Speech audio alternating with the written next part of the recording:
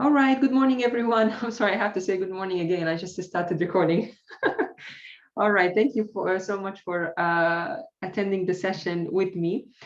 So today we're going to start with the case study. Have you had the chance to read the case study, guys? Or would you like us to start by just refreshing our memory with the events of the case study?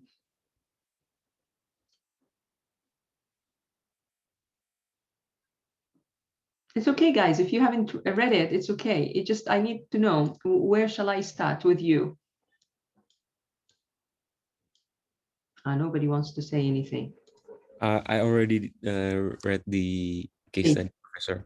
Oh, great. So that you already read the case study, what was the major question? And what's the major event here? That there's some glitch in the Google sponsor, and there's no data for the last 3 weeks from the Google source. Yeah, so the first event, very important event, is that this company, Bazaar.com, is actually running a Google Ads campaign. And for the whole, and it's weekly. So these are 12 weeks, not in months, in weeks. So what happened is for the first 9 weeks, everything went well. But then after the 9th week over here, there was a glitch. As you can see, these highlighted in yellow indicates that there was a glitch. There is definitely, it's not about there's no data, but actually there was no marketing campaign. So these weeks 1 through 9 shows us the results of traffic under a marketing campaign, under the influence of a marketing campaign, while these 3 months show us the traffic numbers without a marketing campaign. So this is a very important event. That's true. All right, what's next? What other very important event that happened? Oh, what's your role? Who are you in the case? Which character in the case will you impersonate? The intern, maybe? Yeah? They had somebody working with them. Is their ROI is correct or not? Yeah, there's a return on investment. That's true. Who's with me? It's your only, I can see only your student ID. So yeah, there is the return on investment. So the event is, there is an intern, if I'm not mistaken, and this intern was given the task of computing the return on investment.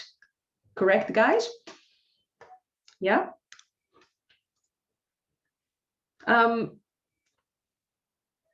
And one of the very important also things to discuss is the categories of the keywords.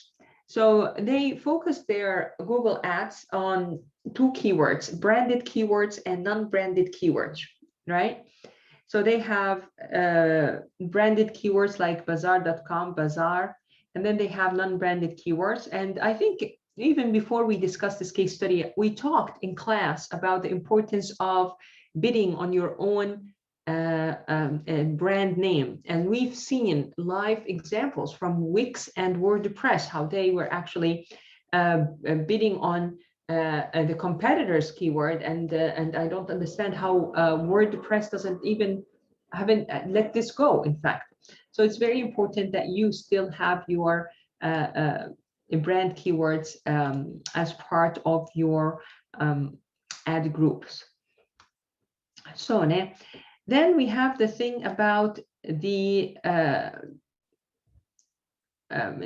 we have exhibit 1, and it shows the search terms, and most of the organic search results belong to the Bazaar.com, and they have a very strong brand name. And if you think it is wise for the branded keyword category, and why not, I think we've already answered this kind of sort of questions, but would you like to add anything? What do you think about this question? Do you think it is wise for Bazaar.com to have a branded keyword category? Why and why not? Not category here, we should put ad group.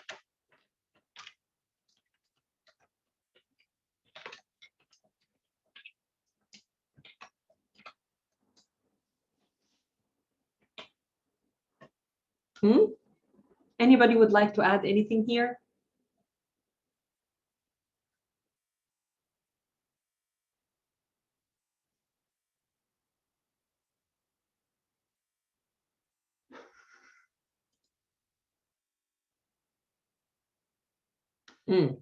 So Rahman here is saying, yeah, I think its branded keywords are very important. And we probably talked about it also in class. Rahman Rafat. That's correct. I believe so. And also maybe it will make us better understand the effect of the marketing campaigns once we do the analysis with Excel. All right, so these are some of the branded keywords like bazaar, bazaar shoes, bazaar guitar. 20% of traffic, they say, coming from these keywords, while they have also shoes and guitar as a non-branded keywords. Just an example to compare different keywords from different categories. Over here, this is the back in the time. Of course, this is history for you, but I still find it intriguing. I really like to share with my students the older interface of Google, because this would be like a document that people would be like in the future, even in 5 years or 10 years from now, when students see that, they would be really, Google used to look like that, because I wonder how Google will look like 10 years down the road. So these are oldies and goodies, I call them. So back in the time, I'm not sure if your generation has actually witnessed and experienced the side column, the side bar kind of advertisements. Are you guys old enough to have witnessed or experienced this kind of interface with Google? Yes. Yes. Yeah, we have experienced it. Oh, there's here, knowing says no, I've never seen this. Oh, okay. So this is history for you. For some of you, it might be history. We also understand that some students with us maybe had started using the internet sooner than others. So yeah, back in the time, this is how things used to be done. Then later on, they started putting the more relevant advertisements. So Google was kind of segmenting advertisements. This is the most relevant and putting only the most relevant from the brand, as you can see here.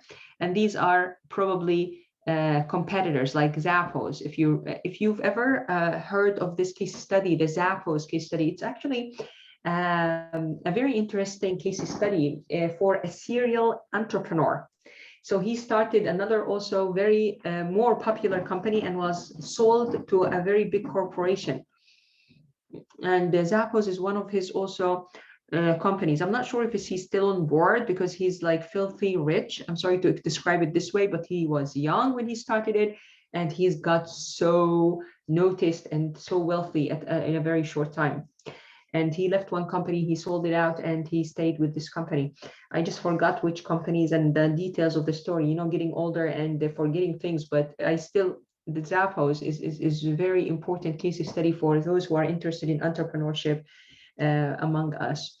All right, so you can see that you also have bazaar, women's shoes bazaar, men's shoes bazaar, bazaar.com. So anyway, you have also organic results, right, guys? So this is the second thing to keep in mind, that these numbers, as you can see here, this is the weeks of the campaign. So this campaign has 12 weeks, like 12 over 4 is like 3 months worth. It's like a quarter. And here is sponsored, and here is organic traffic. So you have the organic traffic. What is the difference between organic traffic and sponsored? Basically, organic traffic is when you search for like shoes and it comes and your page comes on the top, and sponsored is like when you pay for those advertisements on Google Ads, and like it's kind of a promotion, and when traffic comes from those promotions is sponsored. Perfect. So if the customer clicks at this, the organic area, as Daphne just said, I am not going to pay for it. So if Nora looks at this page for a Japanese company, and this is where the red triangles, wherever they are on the interface of Google, wherever the sponsored ads are placed, if Nora clicks on the sponsored ad, then Javneet will have to pay for her click. If Nora clicks on either one of these URLs on the organic results, then Javneet will not have to pay for it. And this is one of the reasons why Google has changed this interface. Instead of putting it on the side, they actually have it listed at the very top so that they enhance the chances for Javneet to get, well, actually they enhance their chances to make money through Javneet. So it is not really good, and enhance the chances for Javneet to get clicks, they claim. So there are two possibilities: a click that is organic and the click that is sponsored. From the answer here that Javneet has given us, which click is more valuable to you as a business? Which click, guys, is more valuable to you as a business? Knowing, what do you think? Which click is better for you as a business manager, as a business owner? The one that you pay for it, or the one that is organic, you don't pay for it? The one that is costing you money? Look at her answer. Her answer is halfway. She said both. Okay, both are valuable. Which one is more valuable for you? The organic. Yes, Farik. Why? Because you're not paying money for it. So it's coming naturally, it's coming organically. It's as important to you as the paid click, of course. But with this click, it's not costing you money. So naturally, as a business manager, you will be happy with a high volume of organic. However, knowing is thinking, but if I am organizing a campaign, I also want to see that my campaign is successful as a marketing manager, for example. Now my campaign is successful and I'm also driving traffic. And it is also important for me to run search campaigns. So yes, they are both important. I'm not saying that one is important, one is valuable and the other isn't, but I'm just saying in terms, maybe I should have asked the question like in terms of a return on investment, for example. So organic is favorable because it is doesn't cost you as much money, but of course, as a marketing manager in particular, this means that if you don't have enough traffic, this means that probably your campaign isn't as good. So yeah, they are both important. I love your answer. All right. So why do we use sponsored branded keywords? 20% of the traffic for branded keywords is driven from Google Ads campaigns. And if there is no sponsored ads out there for our brand name like bazaar.com, the competitors will put theirs up, and maybe bazaar.com will end up losing potential customers. And in fact, we have seen live in our class that when you are, some of you, of course, because each and every one of us has a different customized SERP, but some of you has noticed what I said, that I discovered myself, that when we are looking up WordPress for a data management platform, we ended up with Wix at the very top. All right, and nowadays I would have to say that Google had eliminated or dropped its bidding strategy, its bidding search strategy, where you can bid to take over the competitor's place. So this means that Wix is not actually using a specific Google bidding strategy, because this bidding strategy is no longer available from, I think, last year or 2 years ago. But before 2 years ago, guys, you probably don't know that, but before 2 years ago, what happened, what used to happen is there was a bidding strategy that Google allows companies. For example, I am competing with Farik.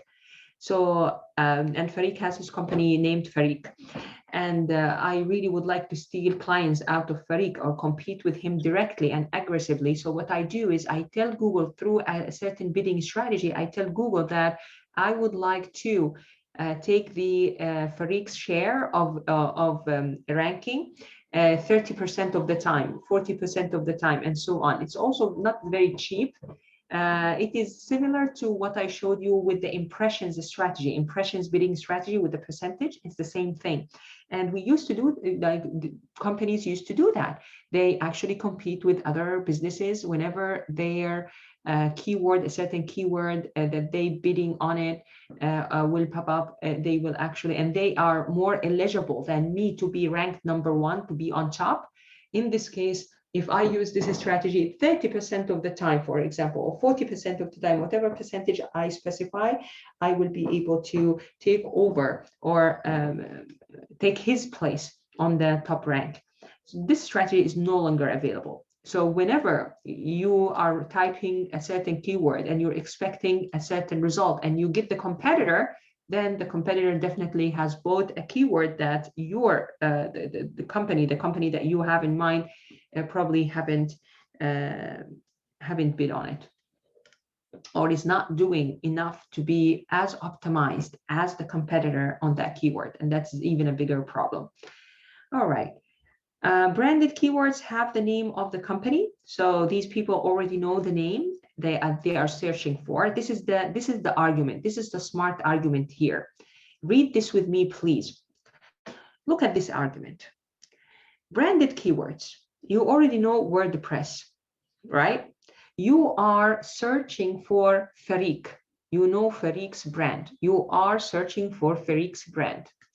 So knows Farik's brand, searching for Farik. If I put Nora Cherkassi, Javneet on top, and then the third one, Farik, most likely the assumption is knowing will actually choose to click on Farik's brand, even if it's the third link, right?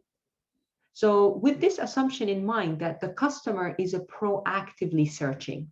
Yeah, what does it mean proactively searching? It means that knowing already knows Farik's brand, knowing already likes Farik's brand, and she is searching for Farik's brand. And hopefully the chances that she will be distracted by other brands, even if they are ranked on top, won't be as high, let's say. So these people already know our name and they are searching for us. So why should we bid on branded keywords if the organic search results, as you can see here,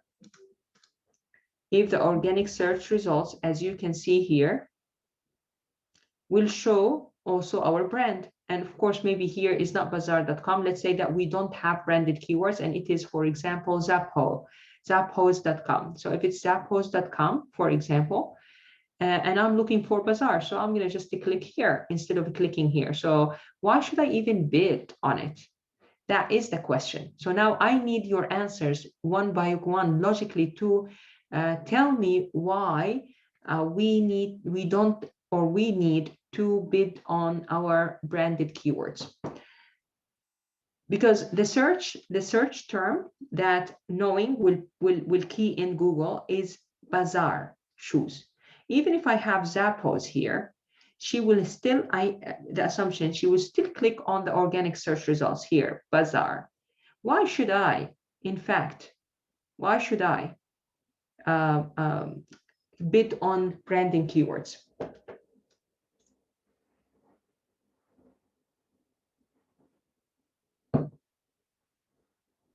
Because like earlier you told, in the case of if we search WordPress, Wix comes on the top, and people might click on the Wix rather than WordPress, so this might change the leads from that. Like basically customer can go to different site. Yeah. If you want the truth, Javneet, I am now considering if I have some time this year or next year that I would like to start learning Wix myself and teach it to my student, because I really don't like stupidity. I don't like the fact that when I tell my students search WordPress and then Wix pops up. And recently I've been seeing that Wix is winning a lot of market share, and probably winning a lot of market share because they have a good digital marketing manager who knows, or she knows, how to deal with things. And you know, I like to work with smarter companies or smarter people. So as Javneet said, you know, they might steal my traffic. In fact, to say the truth, to back Javneet's point, I myself discovered that I am a very quick person. I sometimes don't see don't really focus very well when I'm really in a hurry. So I was like WordPress very quickly. I want to do WordPress. I want to get the link where my students can go there and create their site or whatever to know more a little bit about it and get something from the website. And unknowingly, I immediately clicked on the first link, and then I was like, what is this? This is Wix. So imagine if I were a student, or if I were somebody that been given on a piece of paper, WordPress, I suggest WordPress for you, and then this person just clicks the first link and end up in Wix. They're probably going to end up working with Wix anyway, right? So this is one point. Second point. Second point, if you have any second point. Why bid on branded keywords?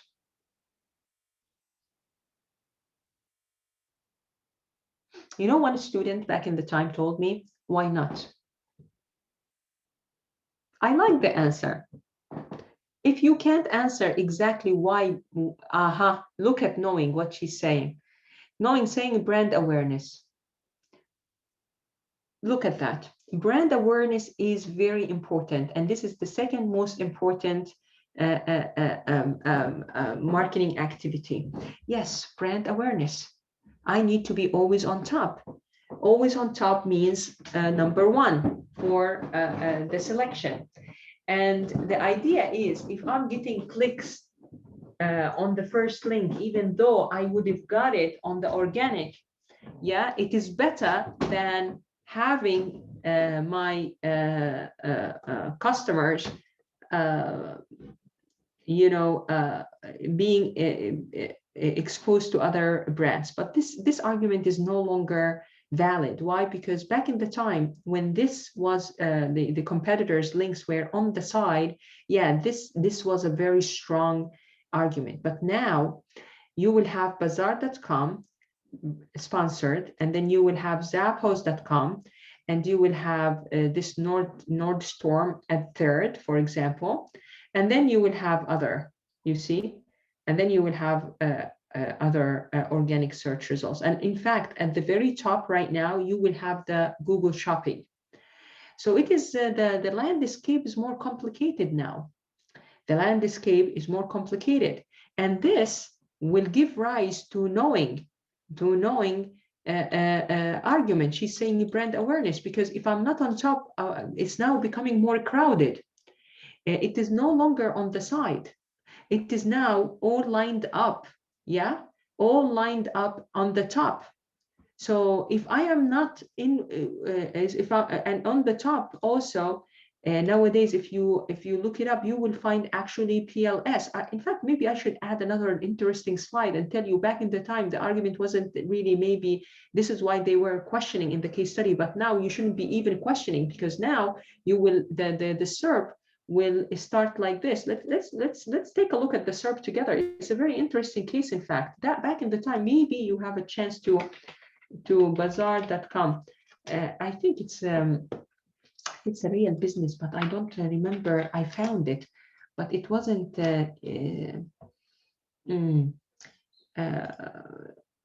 Oh, wait a minute. Here. Yeah.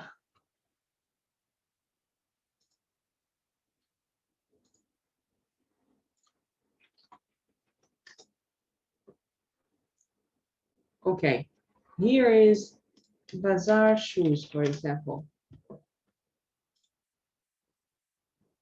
Oh, okay. Today we were not able to see, maybe because it is early morning. You know that mornings are different and it's a weekend. But maybe let's try to look it up also during the weekdays and the different days of the week. We probably are gonna end up with more of this kind of PLS kind of results. And over here, I can see that we don't have any sponsored ads. As you can, as I've shown you in class, right? As I showed you in class, in fact, you can specify the schedule of your advertisement. So probably mornings of the weekends is not a very good time for putting an ad. So maybe we don't have that much sponsored ads right now. But in any case, I think you know what I'm talking about, because in my slides, I've showed you some of the SERP nowadays, starting with the PLAs, the product listings at top, and then many different sponsored ads of Bazaar and its competitors, and then the organic results at the very end. So now the customer is less likely to end up landing on the organic results, right? They will end up landing at the very shortest distance or earliest chance that they see what they want. So once they scroll down and they see a lot of sponsored ads of Bazaar and its competitors, once they see Bazaar, they will click on it. So it is now more as a must to bid on branded keywords. All right. So what else? What else, guys? So brand awareness, higher likelihood of clicks, because now the landscape is more crowded and the organization of this is different, makes it even more difficult for customers to reach organic results and not click on branded.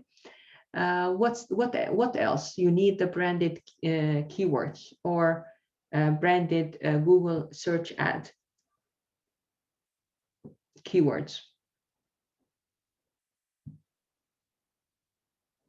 Can I claim, or can I argue that the customer who is already proactive and looking for me probably already knows me? And if they already knows me, they are high intent customers, high intent customers. Do you think I could claim this high intent? High with high commercial intent. This is what we mean by intent. Nowadays, digital marketing is about the word intent. Intent. This word is very popular right now, and research is growing in this area. It's your intention, it's your intent that nowadays marketers are looking for. So it's more likely that a person looking up your brand name is actually of a high commercial intent, meaning that their conversion likelihood of conversion is very high. And if the likelihood of conversion is very high, this means it is worth paying maybe for the click and not to lose it for the competitor, especially with the new landscape, very crowded landscape.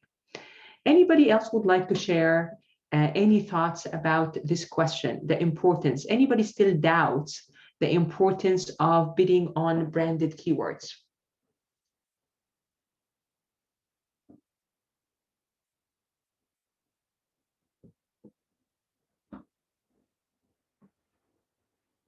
Okay, all right. Could I also say that even if I'm bidding on a branded keyword, if the person doesn't click, if the customer doesn't click, I don't pay.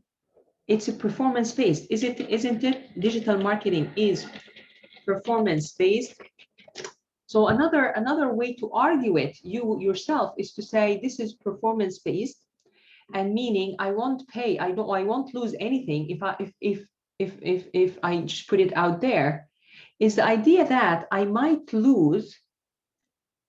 The idea of the case study is, why should I lose for a click on the branded here, on the branded paid sponsored ad, while I could get it on the organic, and I get away with not paying for Google? So that was the question. Why should I pay Google for the branded keyword over here, while I could get the click otherwise through the organic?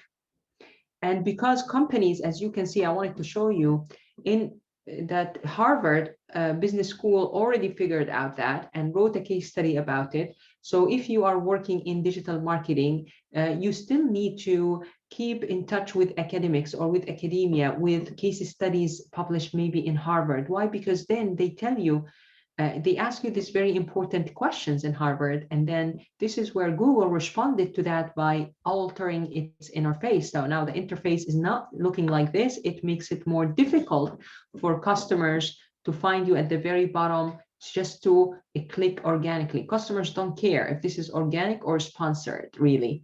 If they're looking for you, they get a click at the first chance they see you on the SERP. So Google made it more difficult for you to appear and be very close to the customer's first view, unless the customer actually scrolls down. And this lessens the likelihood that the customer will still look for you if you're not on the first page. And this is why Google changed their interface. So I thought this is very important for you to learn and know. Why should I still do branded campaigns, and now it is just a must anyway? And what's the effect? This case study is also about the return on investment and what's the effect of running a campaign. So you, as Bob, rough analysis, over the envelope kind of analysis, he did the return on investment. You have net profit here, and you have the cost of investment times 100%. This is the return on investment formula, isn't it? So he said, we have the average cost per click is this, the average margin is this, and the conversion rate is this. By the way, for those students who are taking the entrepreneurial strategy with me, like I know, for example, I think Farik, are you taking it with me? I think Farik and Javneet are taking it, but please forgive me if some of you. Yes. Yeah, so if your website has, do you remember, you already now working with the pricing strategy, right? So with the pricing strategy template, it's very important that we started with the segmentation, right, of different prices on our site. So we had a segment that is very cheap products from $0 to $5, for example, or to $7. Then from in reality, it's from 10 to 20, but you put it very close. So you put it from 8 to 20, so you don't leave any gap and all that. So you have segmented the different prices.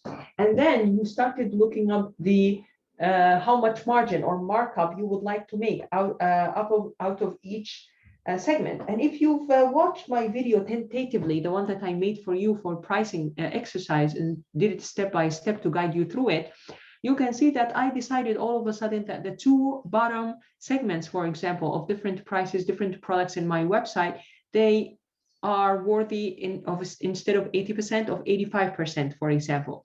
So I have different percentages, and thus I have a different average margin. Over here, this is under the assumption that the average margin is very consistent, very homogeneous across, or stable, consistent, or constant across the different platform or across the different store.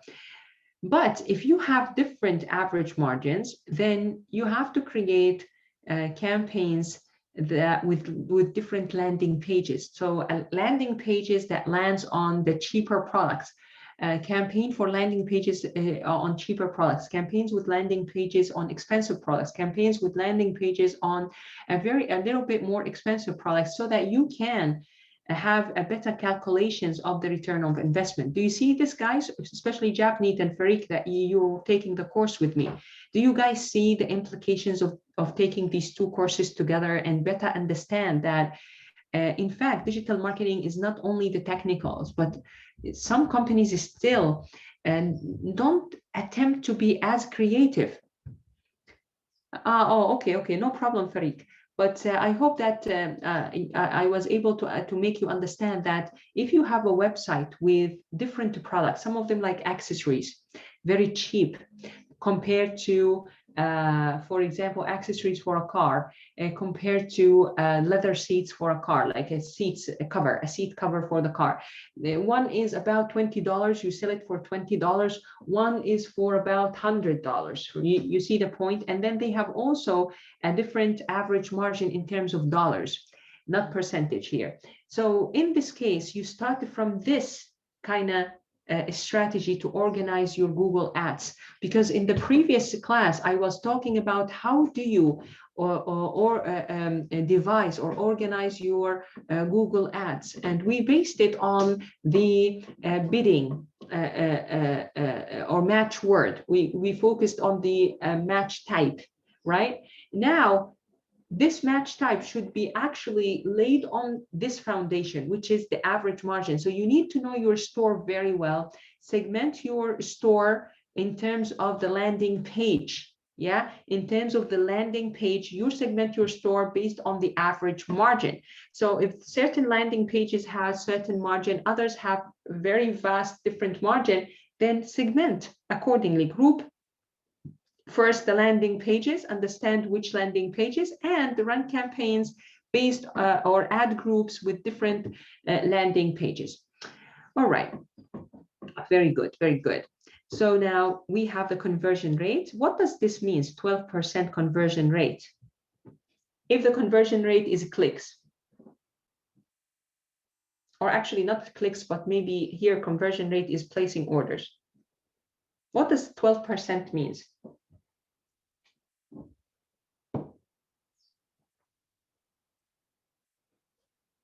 How many people click in 100? This is what it means. So how many people make orders, place orders, or convert in 100? Every 100, we expect about the 12. So 12%, right? So every 100 people visiting, so in traffic, we expect the 12 to be converted.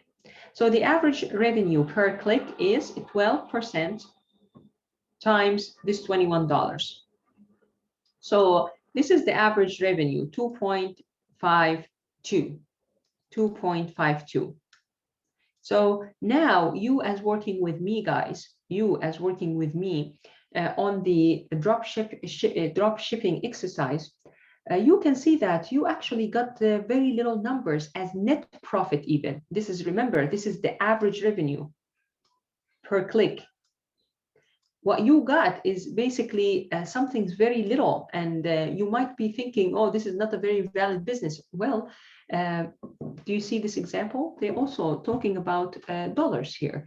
The idea here is, in some businesses, mostly the idea here is to sell more so that you get more. And you could, if you devise a very good digital marketing strategy.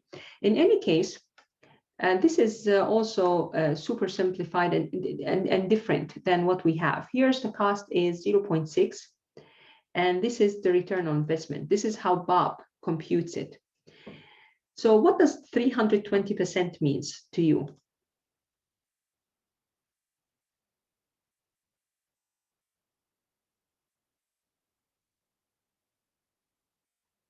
What does 320% means?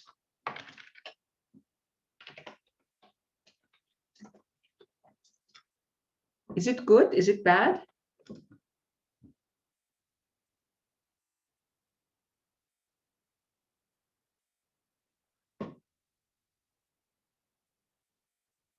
Okay. You spend this much. This is your cost, $0.6, right? I'm writing on the chat. Yeah. 2.52 minus 0.6 is how much?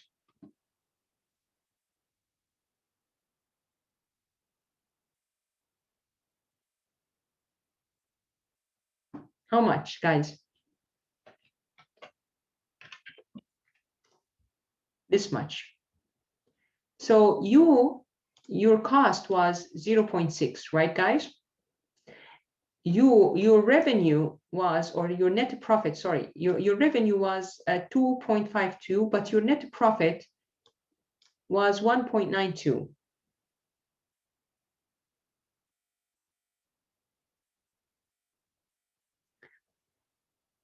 To standardize this 1.96, meaning this 1.96 is how many times more the cost. So you divided on the cost. And this means you earned 3 times 0.2 more the cost. So 1.96 0.92 over 0.6 will be actually equal to 3.2. So if you don't understand it in terms of a percentage, if you want to drop the percentage, just divide it over 100, and this will means that 3 folds, almost 3 folds, not almost, a little bit above. It's a 3.2 folds the cost. This means Bob says that this marketing campaign return on investment is 3 times the cost of the click. So this is the click, yeah, and this marketing campaign is bringing us a 3.2 the cost. All right, good. Any questions so far? Okay, I have a question for you. Do you agree with this analysis or you don't?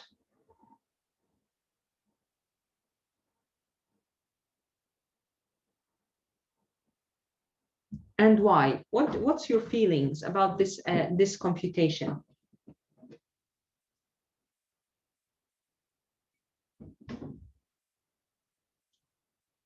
Do you think it's simple? It's oversimplified?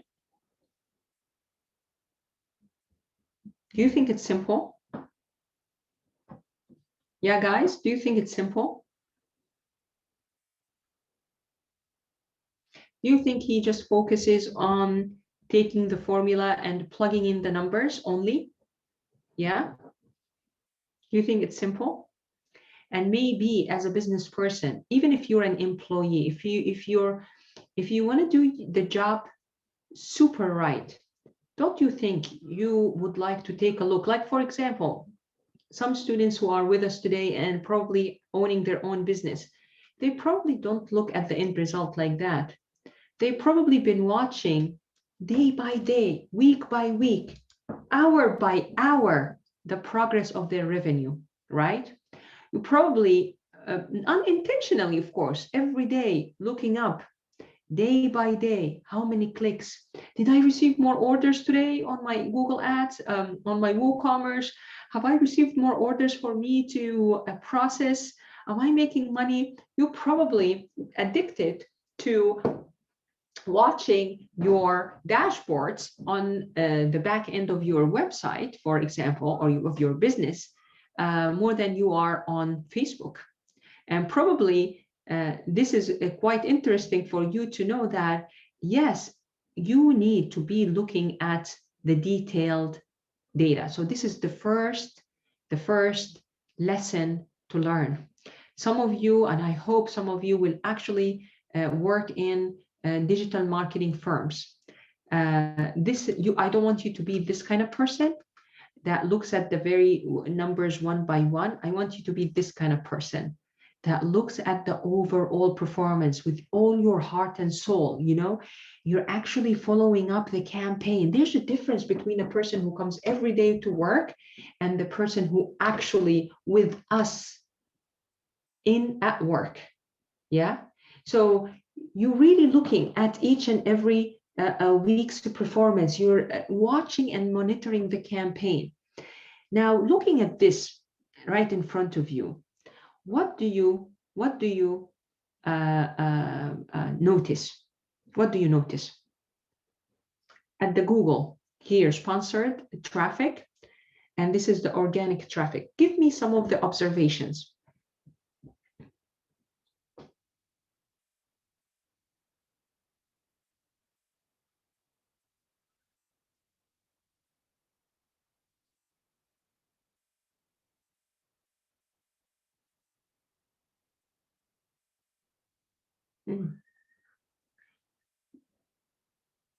No ads. Yeah, of course. If there, I'm sorry. This is the sponsored ad, the sponsored traffic. So if there is no sponsored advertisements, then there's no clicks through the sponsored advertisements. So this is why no traffic, because no traffic for sponsored advertisement. But this is the organic traffic. Organic traffic, as you can see, is the second line, and it is intact. There is still traffic because we have the organic traffic. But of course, if there is no ads, there is no traffic coming from the links of the ads. So this is why it explains the 0. Any other observation? If there's no ads, then there's no clicks through the ads. So there's no traffic through the ads. So the sponsored traffic is 0. Come on, anything that you can observe here? Compare the volume of sponsored ads versus organic. Willia, what do you notice? What do you notice, guys?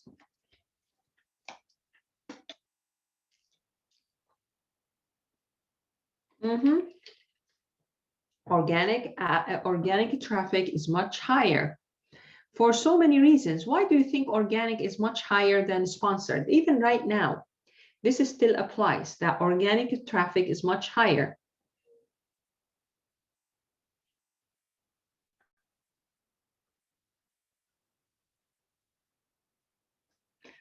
Do you remember what I told you about nowadays?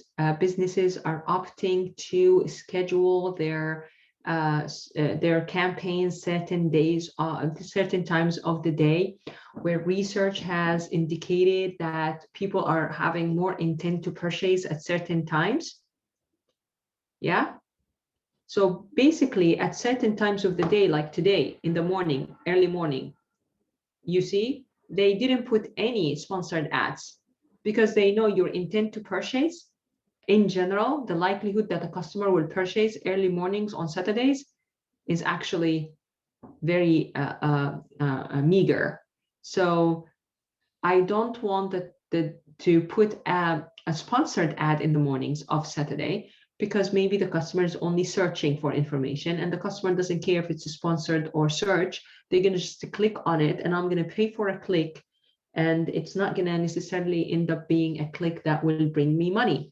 So I'm going to reduce my cost by only focusing on time slots throughout the day and certain days that will actually get me money out of this click. So this is why the organic is still much higher even until now. You see why?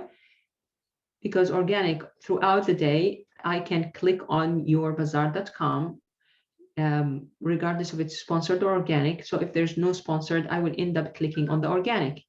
So first of all, we will just, let's agree that sponsored ads, there's no information in the case study if sponsored ads were actually scheduled in a certain times of the day. But I'm telling you from what's recently happening is that most of the sponsored ads are scheduled during certain times of the day. And I showed you in one of my videos for the practical digital marketing series that I attached to each and every module. I showed you how you can, in fact, look at certain days and times. It's like a heat map for those students who are taking Tableau with me. They understand what a heat map is.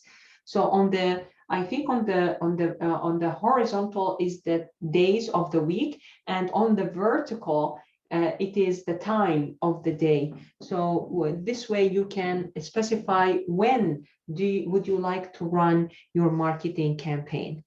All right, so this is a second observation, that is organic is much higher, because as you can see, sponsored is 5 digits, while organic is 6 digits on average, right?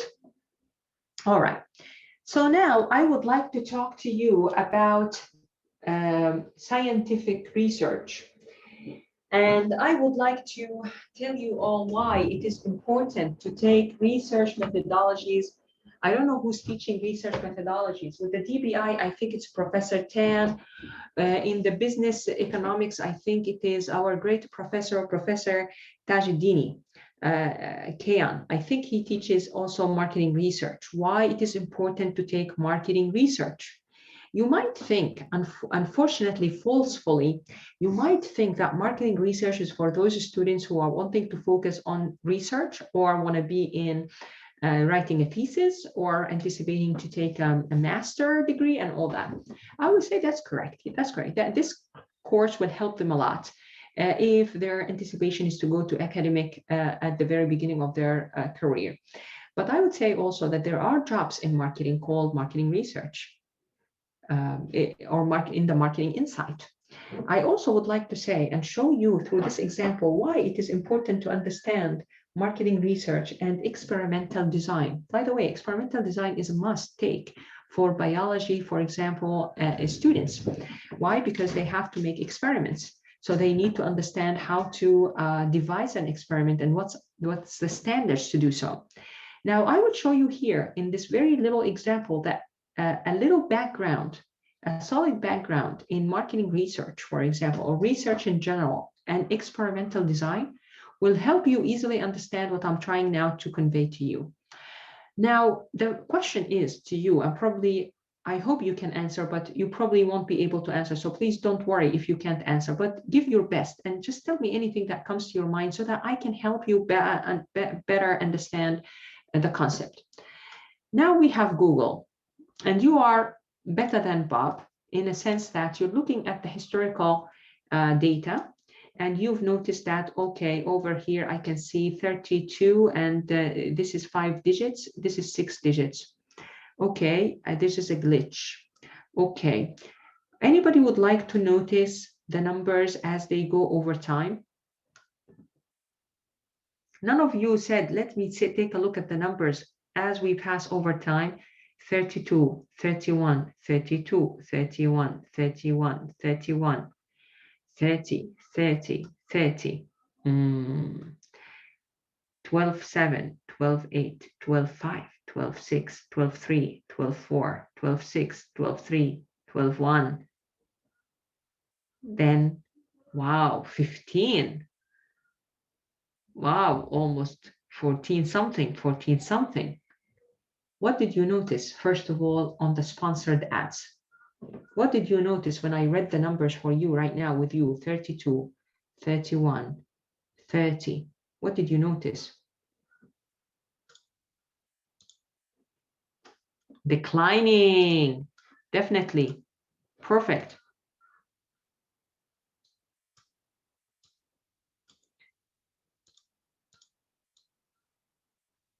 Here is you.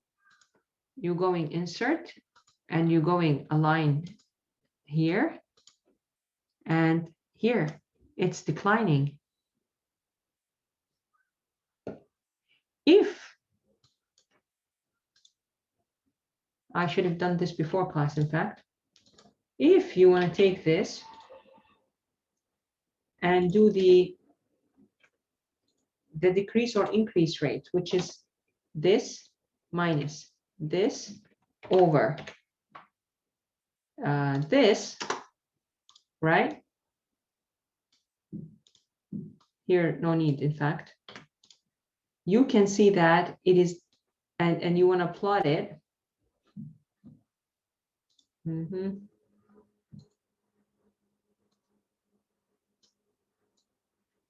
It's mostly down, up, down, up, down, up. You see that? The decrease rate. First of all, it's only decreasing, decrease, increase, decrease, decrease, then increase, then decrease, decrease, decrease. So over here, first of all, it is random. So this means that it's all right to be random, of course. For students who are probably taking the digital, the big data and analytics course, we're probably going to talk a little bit about autocorrelation and why for time series data, it is very important to make sure that the data is random. Sometimes it's up, down, but also it is very scary when we have a pattern. But nonetheless, this is not our story. But I'm just telling you, you could also take a look at the increase and decrease rate easier this way, rather than just guessing. So did you see the formula that I used? The current minus the previous over the previous. So this is how you find the change rate. This is called the change rate. So this is the first step that you need to take to analyze any marketing campaign results in terms of a week. Okay, so first of all, Farik said it's declining over time. Does this surprises you? Does this surprises you? Anything you would like to comment on this? It shouldn't surprise you. There is something called the rule of diminishing effect. The rule of diminishing effect. This is in economics or econometrics. Did you take it? Anybody will remembers taking this rule of diminishing effect? So this means that when you're running a campaign, it's new, it's fresh, yeah, it will get you more clicks and more traffic compared to the tail. So basically, this is why marketing is an continuous ongoing activities. This is why companies keep on making different TV advertisements or different digital marketing advertisements, and they need to hire you for digital advertising because almost every probably here this beyond 30 is not acceptable, so we terminate the marketing campaign. So if anybody asks you why don't we run the marketing campaign all year long, it's not worth it because you're not getting anything out of it. You probably need to terminate this campaign and start with a new campaign with a fresh look, with a fresh offering, with a fresh audience, because you know your customers better. So maybe this campaign focuses on retargeting and remarketing for existing customers who are high intent. The next campaign, or probably a campaign parallel to it, but maybe the next campaign will focus on another segment of remarketing or retargeting, not necessarily the highest intent, but maybe the medium, and so on. So based on also segmenting your customers, you don't have to run different campaigns for different segments for retargeting at the same period of time. You could run it at the same period of time parallel, or you can just focus on a certain segment over a certain period of time, then move to the next segment and so on. All right, so that you would always have something to offer to your customers. So this is the first thing I would like you to notice, the rule of diminishing effect, and why do you need to terminate a campaign and start over with a new campaign, but maybe not targeting the same customers. So this is why an understanding of your customer cluster or customer segments is very important, or actually not customer segments only, but customer cohorts. And you know the difference now between a cohort and a segment. A segment is when I want to communicate with you, my value proposition, my messaging, what's valuable for you. And segments, there might be 4 or 5 segments for one cohort, for each cohort. And maybe I have 3 different cohorts. Cohorts are based on the intent, the commercial intent, the value in terms of money. Nora, for example, spends $500 a year with us, an average, while Japneet spends about $1,000. So Japneet is very high intent, Nora comes as medium intent, and maybe Sarah comes as a very low intent. So maybe for Sarah's people, we don't necessarily need to give any marketing campaign, or maybe only sales. Like we want to get rid of stuff from our warehouse. So we focus our audience on people like Sarah through lookalike modeling. We know how Sarah's is like what's her income. Possibly she's not working, only a husband is working, not her and the husband, or she's a single mom, or her income is within a certain range. I don't want Japneet to be exposed to these big sales like clearance kind of advertisements necessarily. If he gets exposed to it because he's looking for us, good. But normally I don't want him to be exposed to these campaigns because he can buy more expensive stuff. So I'm going to wait for him to give him a campaign where I can maximize and optimize my value capture from him. Yeah. All right. So this is interesting. There is a diminishing effect over time. All right. Is this diminishing effect also applies to this? Any other campaign? Let's see. So this is one thing that we noticed. First of all, sponsored is less than organic in general. Sponsored actually declines over time. However, when we take a look at these guys are sponsored, let's take a look at organic. What happens? Organic also declines over time. Do you see that? So this is by nature, by design. that even organic, not necessarily stable over time. So what does that mean to you when we want to compare, 1 to 9 as the period of no campaign, and compare it with this 10 to 12 as a period with no campaign and the period with campaign. So 1 to 9, if we want to compare 1 to 9, which is a period under campaign, compare it to 10 to 12, which is a period with no campaign. What does this mean to you when you know that it declines over time? What do you think this means to you when you're comparing?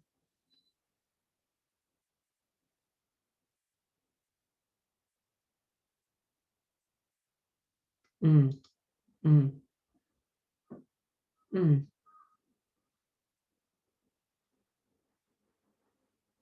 Okay, let me ask you the question more as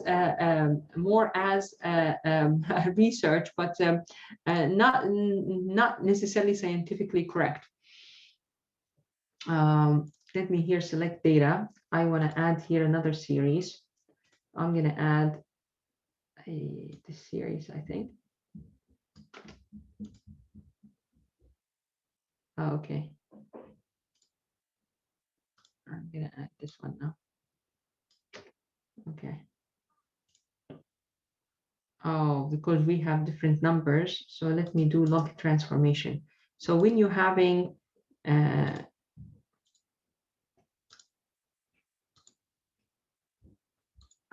forgot where we do the log transformation, but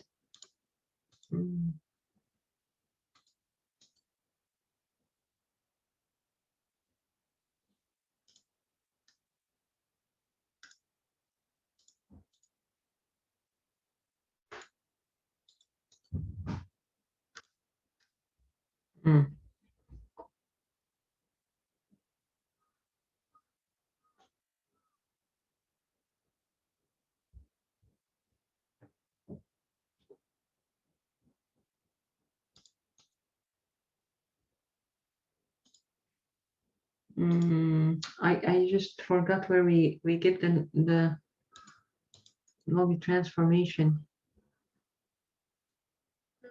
Here, this axis.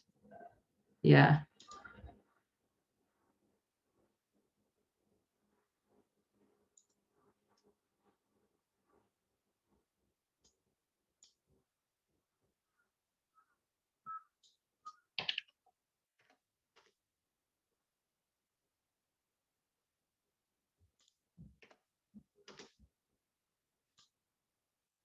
Oh, okay. Okay. They show, okay, maybe I should just put it in separate, yeah, in separate graphs. Let me show you in separate graphs. I'm sorry.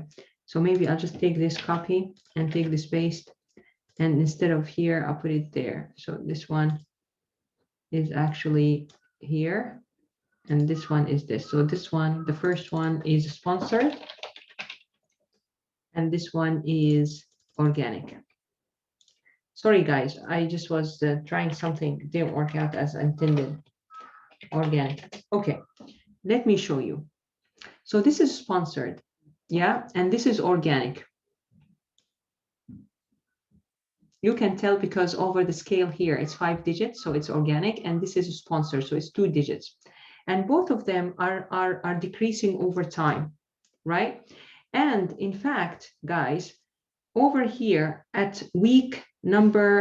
after week number 9, so this is, for example, if we take it all the way to 12, and this is if we take it all the way to 12, you can see that there is, probably we shouldn't here because it's just 0, there's nothing here, but I would like to make it 12. So over here, I'm going to change this. No, here. Yep. Here, I'm going to edit this to 1 to 12. All right, so now it should be fine. You can see better. All right. Well, this should be 1 to 5. Whatever. 1 to 12. Okay. I don't like that though. This should change to 12 anyway.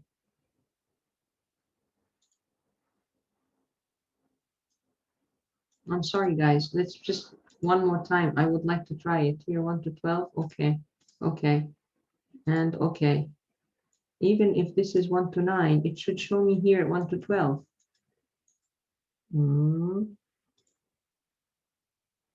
What's wrong with it? I just wanted to show you something that could help you visualize the effect.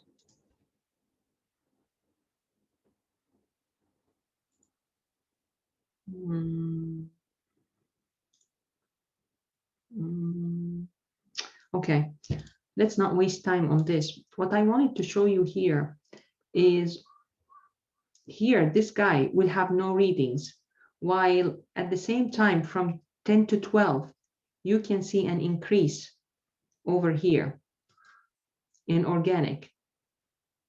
What does that mean to you?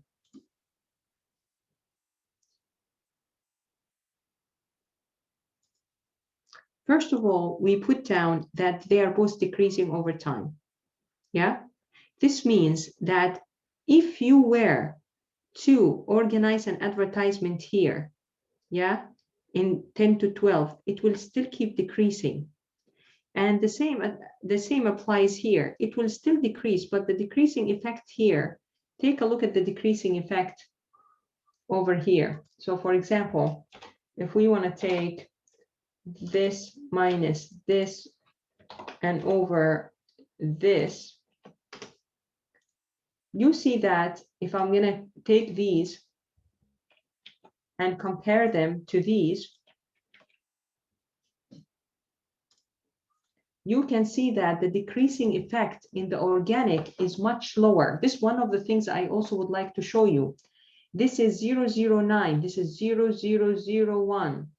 Here is the decreasing effect is more. Then over here, this is more, definitely. Then again, so it is kind of playing games. This is more. This is more decreasing effect. This less actually, less decreasing effect, less decreasing effect. So these are all less. These are all where? Here's a little more. Let's take a look here. This is less. So this is less, and this is less. So as you can see here, less decreasing effect than here. Then we have more decreasing effect, less decreasing effect, more decreasing effect, less decreasing effect, then more decreasing effect in the organic. What does that tell you in general? It is normal for the traffic to decrease over time. Yeah. So if I want to see this, if I want to smooth the data for those who are taking big data analytics with me, this is like missing data, for example. I want to know the if I organized over here in the 000, if there was a marketing campaign, what would have been the number? What would have been the campaign effect, for example, so that I know what's the campaign is responsible for a return on investment? Because over here I have campaign, over here I have no campaign, over here this is organic. At any time there are always two different traffics, sponsored and non-sponsored, organic and sponsored, right? So organic and sponsored, the difference between them, between the two, will help us understand better the effect of the marketing campaign. However, it decreases over time. So we have two things to take into consideration: the time effect. So this means I want to know how much is the time responsible for decreasing the effect. Like in the future, if I ran the Google ads, there will be a decrease in traffic. So this is one factor. First, decrease because of the rule of diminishing effects. It's natural to decrease over time. So this is the first decrease. The first thing I wanna, the first effect I wanna control for. The second one is decrease because there is no campaign. Do you agree with me? Was I successful to show you that there are two things to control for, or to study, or to investigate over here? If there was a marketing campaign, even the marketing campaign will decrease over time. So there is how much can I quantify the time effect? So I need to quantify the time effect, the effect of time anyway. And then I have to then find out how much is the campaign responsible for, the campaign for traffic. So I can't merely just take the average of this and take the take the average of this and compare the averages and say, oh, this is what the campaign is responsible for. For example, over here, I showed you, this is the average traffic from 1 to 9 weeks. As you can see here, the total average of 1 to 9 weeks. This is for Google. And this is the average traffic, you know, total with no campaign. And then I would say, you know what? Here is the difference. So the difference between campaign and no campaign. I'm going to type here campaign and no campaign. Now, if I stop here over here, if I stop here with my calculations and I say, this is under campaign, this is under no campaign. So the difference between these two is, in fact, a decrease in traffic that is expected. But this decrease in traffic is not only attributed for the campaign, this decrease in traffic, as you can see here, and I'm going to put it in maybe a very nice color, green, and I put it in bold. This is attributed to two effects. First is the effect of the time. The revenue decreases over time, the return decreases over time due to the rule of diminishing effect, and then, which is a natural rule for even other phenomena in economics and also marketing, and the decrease because there is no campaign. So I cannot say that the campaign is responsible for 5.18% decrease because it is not there. You see, because it is not there, I am losing 5.18% of traffic. As a marketing officer, you might be happy. Oh yeah, I am losing a lot because my campaign is not running. But you are fooling yourself because you are not controlling and you are not taking into consideration the effect of time. This decrease over here is an outcome of two reasons. First is the time effect. It's already naturally gonna decrease over time. And second, there is no campaign running. So now this is where I was telling you it's very important to study marketing research or research and experimental design. In this case, when we have the effect of time, we want to control for it, we say, then this comes handy, which is another campaign that was running at the same time. The control could be Google itself, or the control could be any other platform. Part of our discussion would be, do you agree that we compare the time effect with Bing? As you can see, this is Bing, right? Weekly traffic from Bing. So this is Bing traffic. This is Google.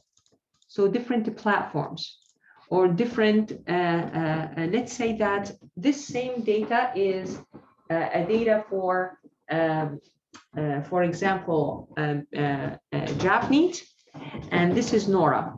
So Nora and Japneet working in the same company, and let's say they are running A/B testing. So A is Japneet responsible for it, and Nora is responsible for B.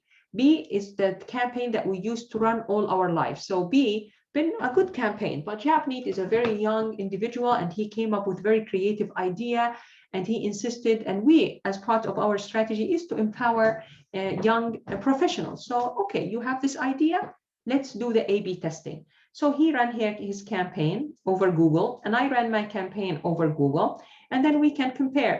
My campaign is the usual campaign, the everyday campaign, the usual campaign that we usually run. And he claims he has a better idea. So this is also how you do the A/B testing, how you compare different campaigns, all right? Please do not do like Bob and just do over the envelope kind of analysis that is going to give you a very overestimated, exaggerated results of your campaign. Take a look at the historical data, the time series data, and always account for two things: the decrease effect over time and the decrease effect because there's no campaign. And for A/B testing, this is how you do. For example, you stop at a certain point earlier than the usual campaign, the everyday campaign, or randomly, if both campaigns are new, you still have to control with a control. You always have to have a control. What is a control? For example, nowadays in vaccination, they are doing what they call it a trial research or trials. What do they do with the trials? With the trials, they choose Farik, Nyong, other students, and they choose me, Japneet, and other people. Me and Japneet, we think that we are taking the vaccine, but actually they are just giving us sugar, whatever, vitamins in our blood, or let's say not vitamins, because vitamins can improve our health. They're giving us substance that has nothing to do and will not affect our condition. While Farik and Knowing and the other students in the other group, they will actually take the drug. So in this case, we can compare those who took the drug with those who didn't take the drug. So again, campaign, no campaign, yeah? But then one of them should be the control, those who actually thought that they take the drug, but they didn't, and see how the drug effect is like. So this is how you do experimental design. Now, our experiment here is a little bit level up. Why? Because we have the time effect. Over time, for example, we have, for example, let's take a very interesting example, actually, a drug for nails or for hair. Hair or nails will grow naturally over time. Let's say that Nora put the drug on her nails, whatever it's a serum on the nails every day, and Knowing also putting the drug on her nail as well all the time for a week or 2 weeks or 3 weeks, whatever, 6 months, 5 months, 3 months, whatever the treatment is. And Japneet didn't. And Farik didn't, for example. So, and let's say that all of us in the same age group, all of us are females, let's say, or males, or all of us the same condition, same characteristics, then we will take Farik and Japneet as a control group. Why? Because they didn't use the drug. So this is the length of the, and they didn't cut their nails all over the time. So this is how, or whenever they cut their nails, they're going to keep it so that the lab will in fact measure its length. So you got the idea, guys. When there are certain situations where time will affect by decreasing or increasing the measure, then we need, in fact, we definitely in experimental design, and this is some experimental design, we need a control. So here the control is Bing, another search engine or another advertising platform. Do you agree or disagree, or what do you think about Bing being the platform that we will compare its decrease in traffic to Google decrease in traffic, so that we can find out how much the natural decrease in traffic is responsible for the or will be influencing the period from 10 to 12 weeks. Do you agree that we should compare Google with Bing, that we take Bing as a control? Do you agree with that? You don't agree, or you have some opinion about it?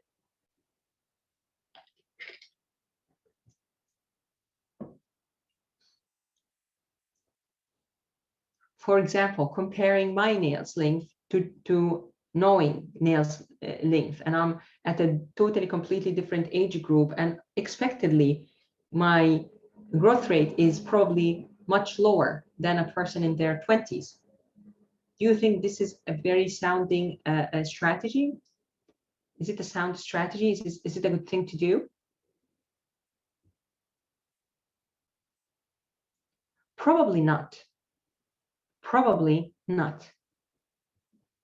Don't you think so? Because Bing is not as popular as Google. Anyway, look at the figures here.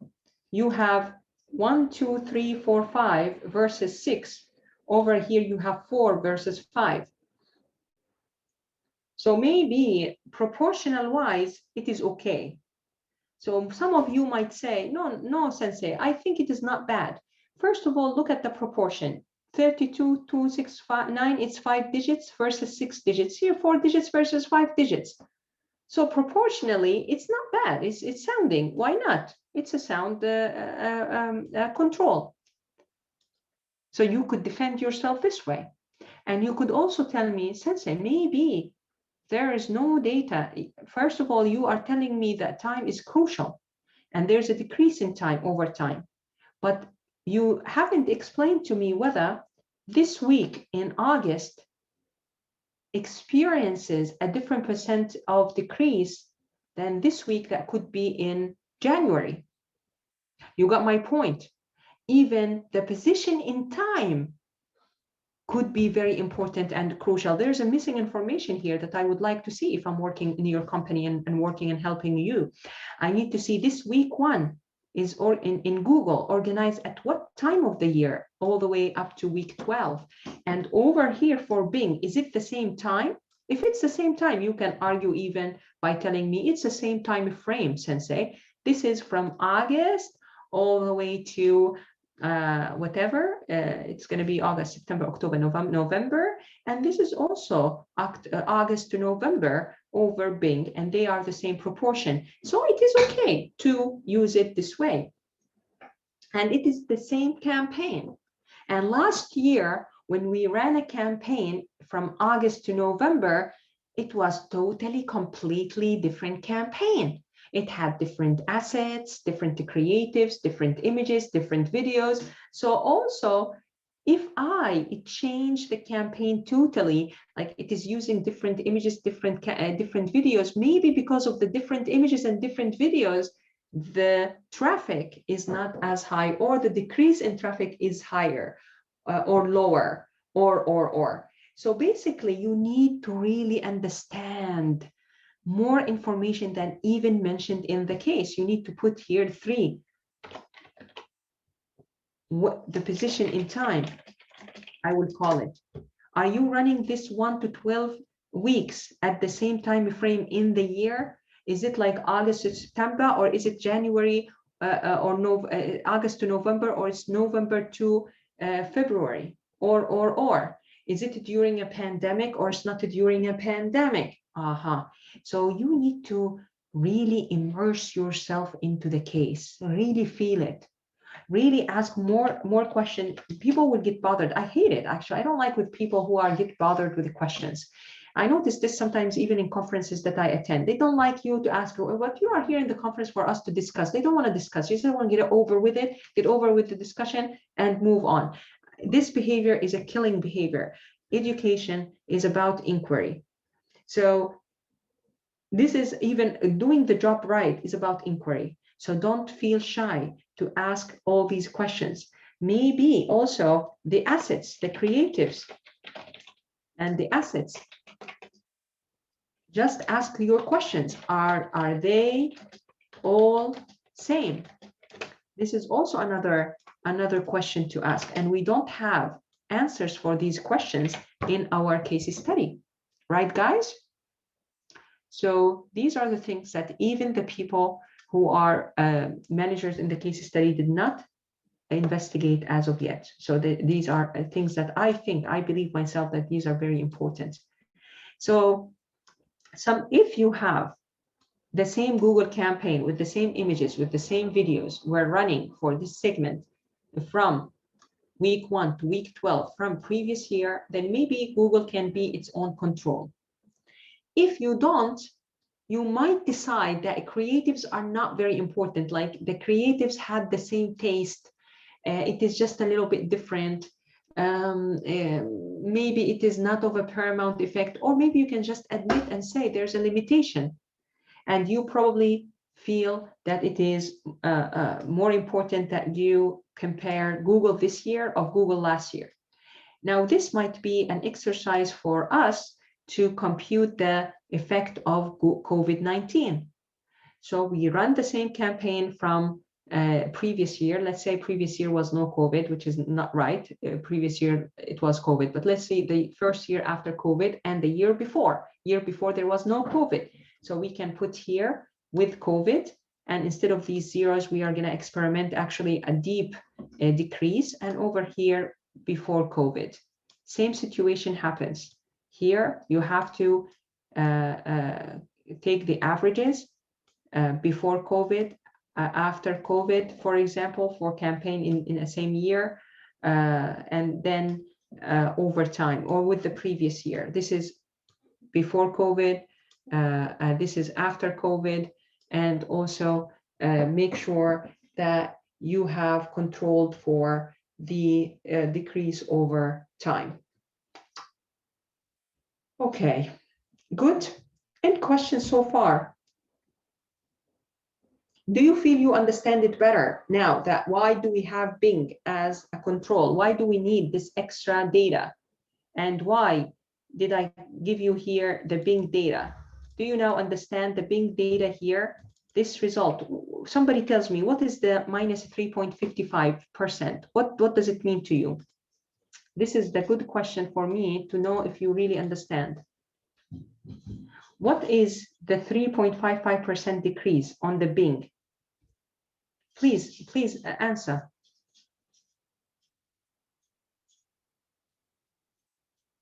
Come on, guys, where are you? Hello? Hello?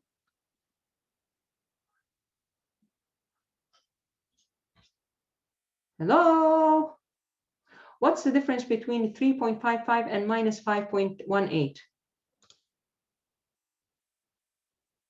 Minus 5.18% is due to both no campaign and the natural decrease over time. Over here, minus 3.55% is due to the diminishing effect of the time. Do you see why we got Bing? So we got Bing to find out the decreasing effect over time. You see?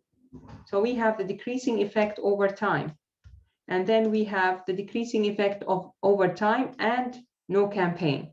So we subtract them, we find out the decreasing effect or the attributed decreasing effect to the ads, to the Google ads, to the Google campaign. So Google campaign is responsible for minus 1.62% decrease, not responsible for 5.18%. The minus 5.18% is actually both. There's no campaign, so the campaign effect, and the natural decrease over time. And over here is the decrease over time. So if we get rid of the decrease over time, we end up with the percentage decrease of no campaign. And over here, we controlled for the organic. This is this is not the organic, sorry. We controlled for overtime with the Bing campaign and no campaign. So did you see the difference? Do you have any questions about this? This is the major computation, actually. Do you understand, yes or no? At least on the chat, if you can answer, I will appreciate it. No, all clear. Oh, perfect. So over here we have the cost per click. I already done it for you, and the margin I already done it for you, which is actually 12 times 12.12 or 12% times 21. So what is the average here? What is the average traffic through Google Ads? What's the average traffic through Google Ads? How do you compute that? Very quickly before we leave for today. What's the average traffic through Google Ads?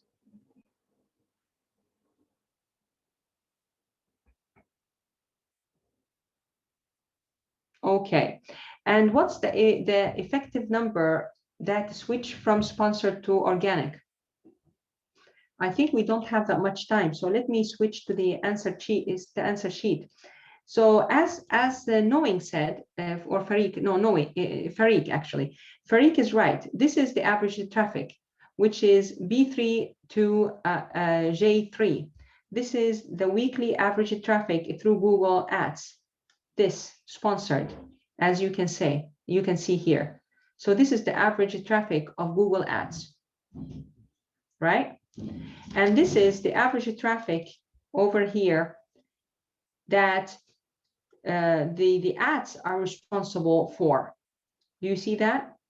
So here is this traffic minus this weekly average traffic attributed to the Google Ads. So the rest of the traffic could have been, in fact, organic if there was no ads. And over here is the spend on advertisements, of course. So we have 0.6% is the click, the average click. So basically, this is the, do you know where did we get this? We got this through here. This is all the traffic here. This is the average of this, of all the traffic, organic and sponsored. All this traffic, organic and sponsored, yeah? How much is the ad is responsible for? The ad is responsible for 1.62 decrease. So we just multiply it. Do you see that? We multiply this number with the absolute value, ABS. So please, let me show you how you do it. Did I give you these numbers, the minus 1.6 and 2.5 in the previous sheet? I think I did, right? I didn't? I didn't, maybe. Okay. I didn't. So let me show you how to do it here. Let me show you so that you can now copy that into your Excel. So you will have to put ABS. ABS is absolute value. ABS, absolute value, ABS. Absolute value of what? Absolute value of how much of this traffic, the Google traffic, organic and sponsored, is actually the advertisement is responsible for. The advertisement is responsible for 1.62% only.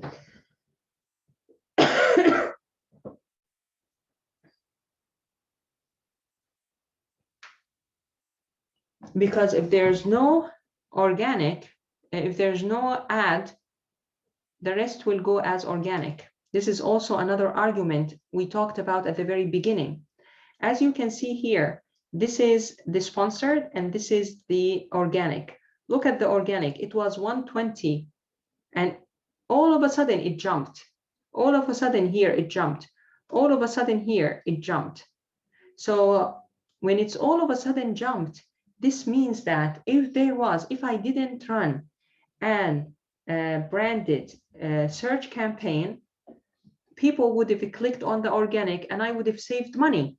Do you see that?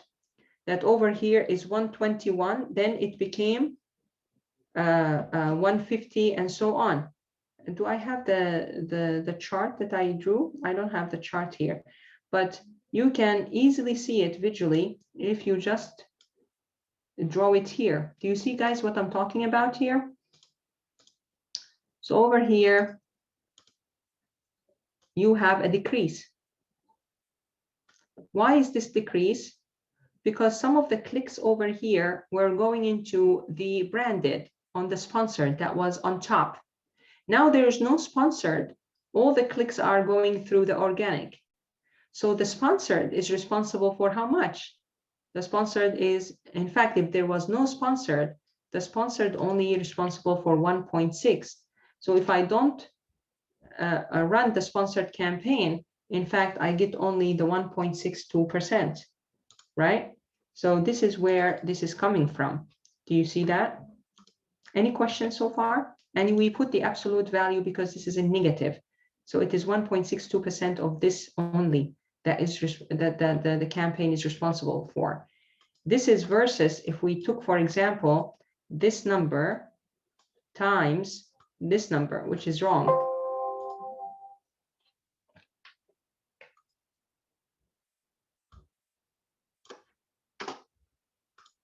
So do you see the difference? We could have thought that it is 8,000, for example. Yeah. And then over here, this number is going to stay the same.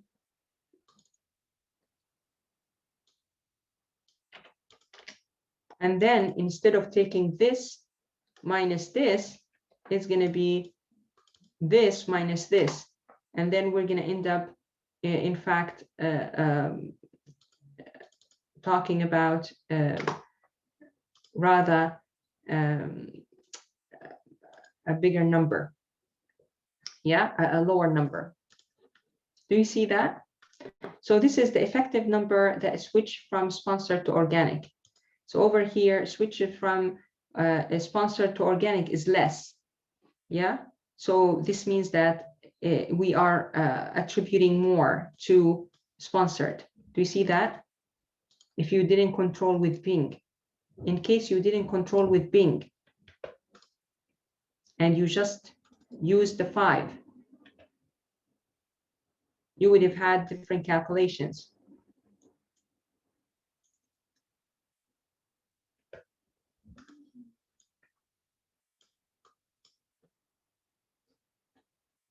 Let's see, what would have been the difference?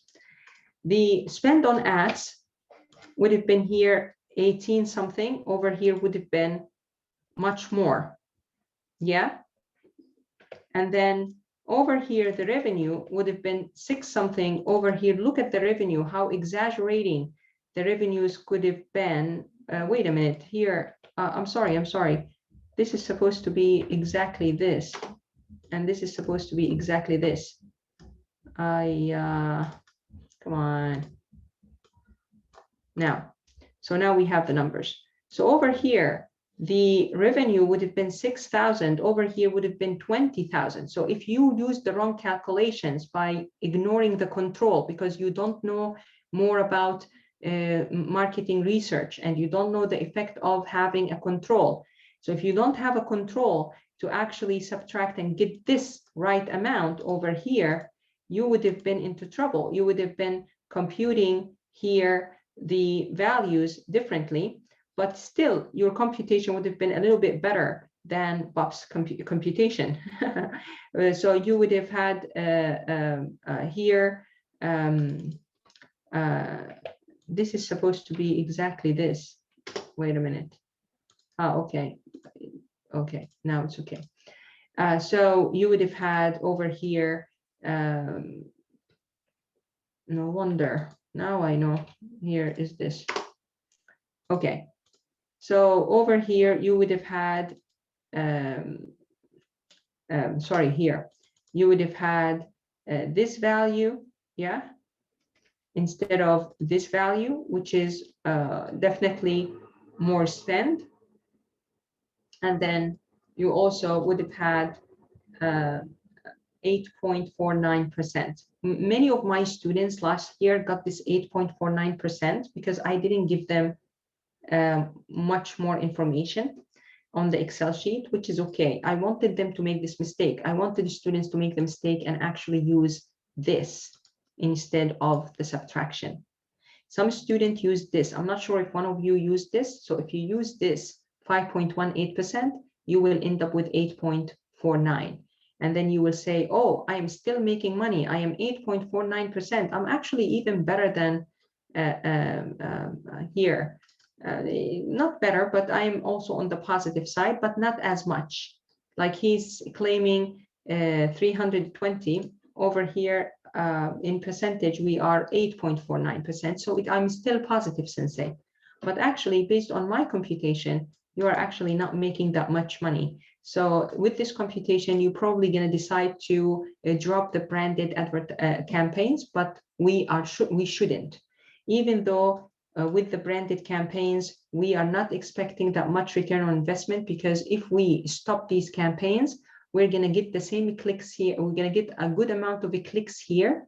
You see the difference here, the average of this versus the average of this. You see, we're going to get a very, still we're going to get higher organic that we don't pay for because the sponsored, many of the sponsored will actually be maintained by the organic, and we will lose only 1.6%. So is this 1.6% worth the investment, which is this investment 18.834? Is this 1.6% worth it? Money-wise, it's not worth it, money-wise. But due to all the things that we understand about the context, not everything is money. This is the problem with marketing. They come to you, and this is one of the things that I also was telling you in class, that they give you in 3 years and 5 years, you need to make miracles. But actually, sometimes in marketing, you know that you're not making money with this kind of campaign, but you still decide to keep it. Why? Due to all the reasons that we put forward or listed down at the very beginning of today's session. So do you guys see the dilemma here, the paradox, that we all at the very beginning understood that branded campaigns or branded keywords are very important because of so many reasons. Now, the idea is, how important is it for you? Is it worth this money? Is it worth the 18.834? For maybe a startup company, this is not worth it. Maybe, because actually you could have got the clicks organically. Maybe for a very for a company that is operating in a very intense marketplace like WordPress and Wix, I think it's worth it, even though it leads a very negative it leads a negative return on investment. And also, today's class, we also learned the importance of having something like Bing. It could be Google itself, but from year 2018, here's 2017, a year before, at the same time range from August to November 2018 compared with August to November 2017, Google. So Google itself could be its own control, but different years, for example. And then we can compute the effect. So this is quite an interesting case study. I expect some students, and most students will make this line of calculations. If you've done it this way, congratulations. It is a better mistake. It's a very good mistake, and it's a better mistake than doing it like Bob. Yeah, good. Any questions you have? Any concerns?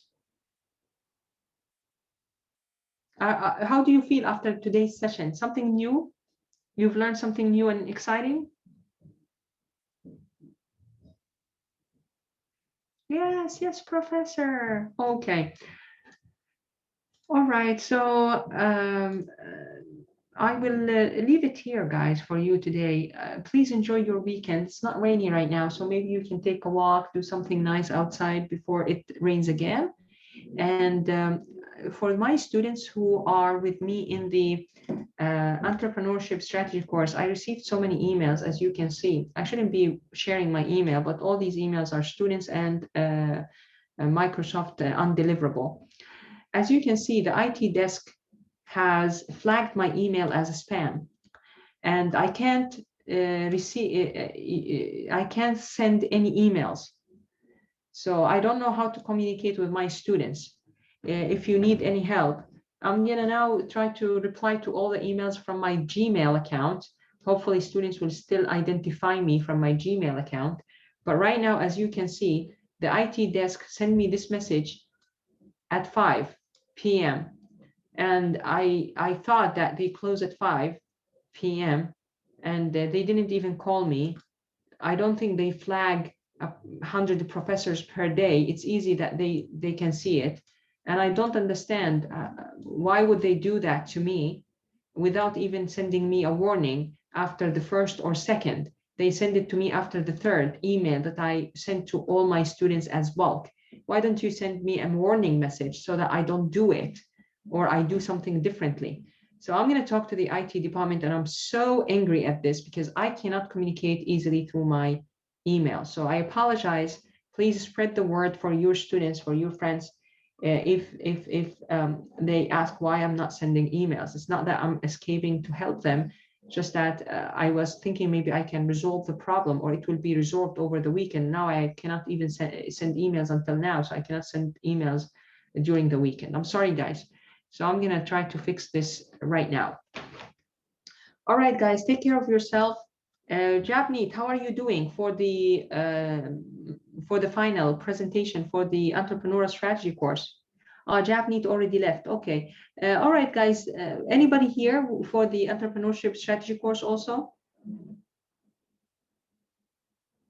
Maybe not many students here in the entrepreneurship strategy course, right? All right. Take care of yourself, and I will see you again, guys, on Tuesday. Take care of yourself. Thank you so much for coming today. Thank you, Professor. Bye-bye. Bye-bye, guys. Bye-bye.